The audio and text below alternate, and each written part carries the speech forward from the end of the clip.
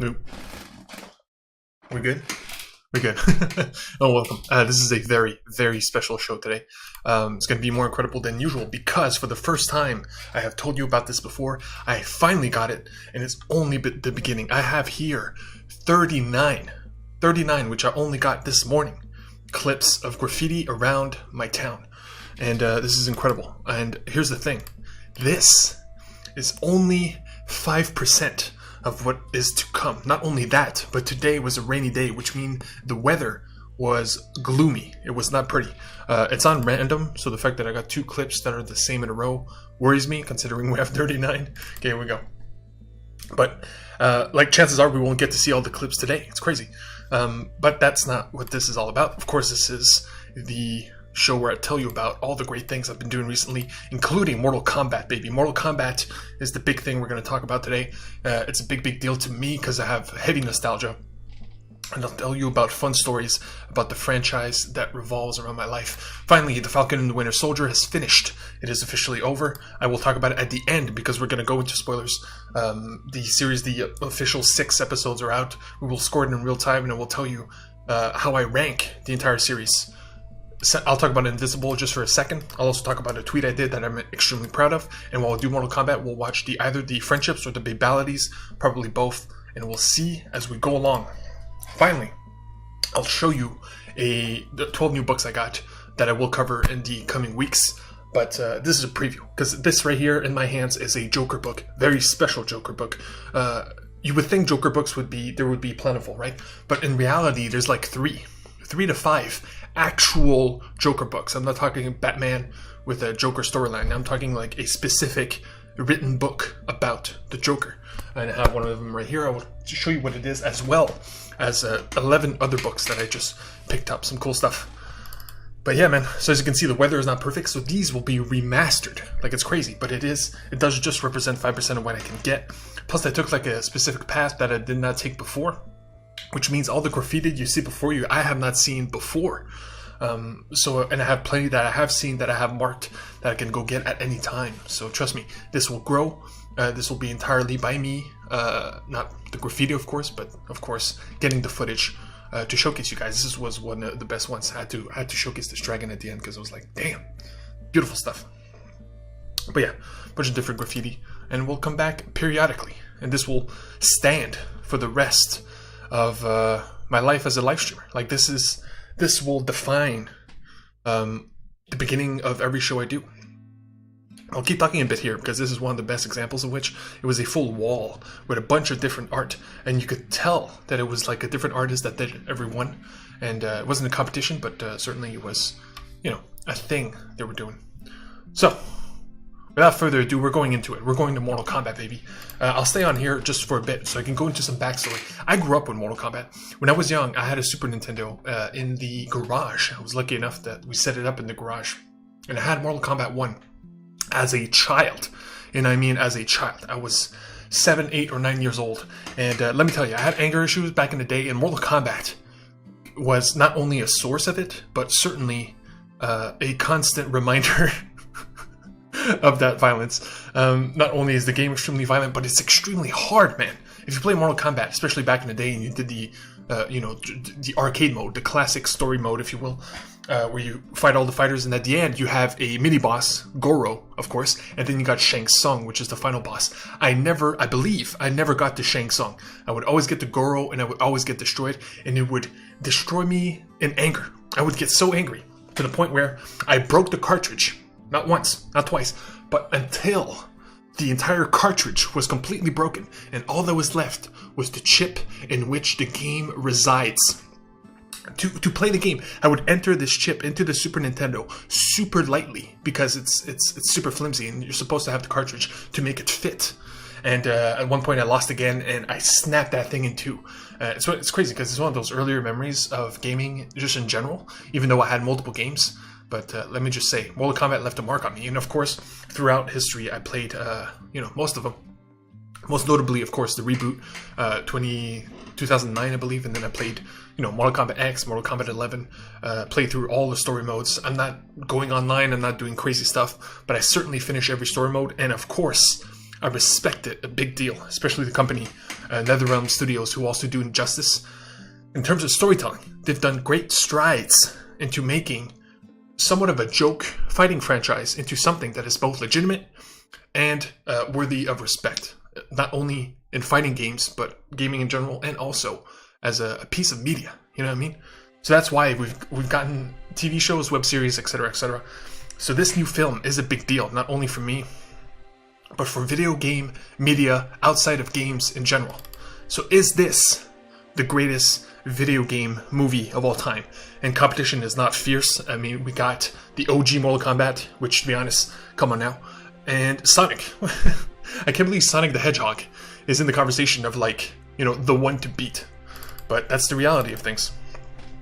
And so, without further ado, with all that backstory out of the way, let's have some fun here. We're going to flip a coin. So we're either going to watch some babalities or some friendship while I talk about Mortal Kombat, okay?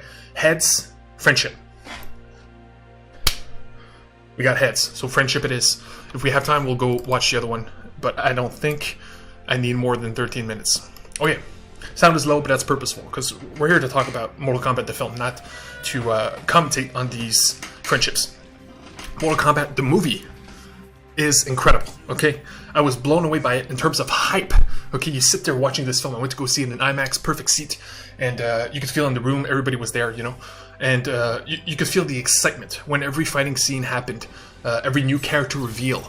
There was like a palpable sense of excitement in the room, which is hard to find. And best of all, when the jokes landed, and it landed often, with one of the characters specifically, which I'll get into.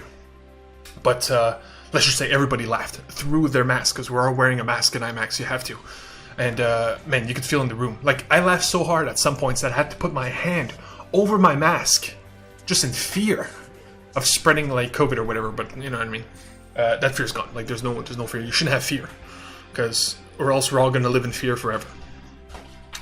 So regardless of which, the plot of the movie is incredible, and the beautiful thing that they do is for the casuals that come in without any, you know, baggage, without knowing what Mortal Kombat is, they explain a lot of the things, and the one thing that they explained the best, and I could not believe they did, is the powers, man. Sub-Zero's ability to shoot ice, Liu Kang's ability to shoot fire, etc., etc. Every character has their own power, usually based on their special move, of course. And they are explained in this film beautifully. I could not believe how beautifully that was explained. And it's in two parts. Again, no spoilers here. And best of all, this affected one character in particular, notably Sonya Blade. Okay, what they did with Sonya Blade, I cannot describe to you the feelings I have in regards to what they did with Sonya Blade, because anyway, it's genius. Okay, the only small spoiler I'll say is that she's pretty much Sarah Connor if she was a conspiracy theorist. Okay, you put Sarah Connor with conspiracies, and you got yourself Sonya Blade from Mortal Kombat. Beautiful stuff. But here's where we get to the best part, okay? The best character, not only in this film, but I think of the year. And I'm talking like, now if you take this month all the way back to 2020, I'm talking like a full year. You can't beat this character. He was so good. And it's, surprisingly, it's Kano. Kano, who is known as a villain since the beginning of the franchise. Classic human guy with a metallic eye, right? Metallic red eye. That's what he's known for. He's not known for deep lore. He's not known for having a good character arc. He's usually known for having a rivalry with Sonya Blade, which they do explore in this film. Point is, Kano was so charismatic and so compelling and so funny that he blew everybody out of the water. And I mean, of the year, characters in general. He's more funny than any character in Marvel. He's better than Iron Man. He's funnier than Rocket Raccoon, funnier than Drax. You name it, he's better. That's how good Kano is. And the second best thing of this film is the high stakes. The stakes are so high, meaning that every single fight, which I loved, I thought they were well choreographed, perfect use of powers, great excitement, and great hype. There are moments where I want to scream at the screen in terms of hype, but the stakes are so high that every fight matters. You feel every hit. You feel that somebody could die at any moment. And that is very important in this film, and it really elevates it because of how high the stakes are, considering there's like 20 fights-ish, right? The fact that all 20 are substantial and meaningful is the biggest quality I could give this film. And because of that, right? If you break it down into plot, into, you know, if you compare this to Oscar winners, which are happening right now, by the way, the Oscars, it doesn't compare, right? It's Mortal Kombat. You can't compare Fast and Furious with Nomadland. It just doesn't work, okay? But if you were to break it down and you were to compare it to those films, this movie would be a hard 7. It's a good film, okay? If you don't know Mortal Kombat and you don't care about the characters, it's a good 7, right? It has a good plot. It'll make you feel things, and it works. The comedy works, the drama works, and the new character Cole, by the way, which is a perfect conduit, and the only character that isn't in the games, is perfectly handled. Seriously, no complaints there. But 7, right? Kano by himself, by his lonesome, in terms of acting and in terms of how well built he is, elevates the score to an 8, and then you put the high stakes of the fights, which is the one thing that matters in Mortal Kombat. If you're going to do a Mortal Kombat movie, the fights have to be exciting and they have to matter, which they do in the biggest of ways, which means it bumps it up to a 9. Mortal Kombat is a 9 out of 10, and seriously, I could not be happier. Like, it's incredible, and we have to support this film. The writer himself said that he wrote this as the first of a trilogy, and I mean, that's nothing unexpected because Mortal Kombat is known for its trilogies, but still, like, we have to support this to keep this going, and it's the perfect kind of thing that is great to support because it is, not only does it represent gaming as a whole, but it represents a geek media done with freedom.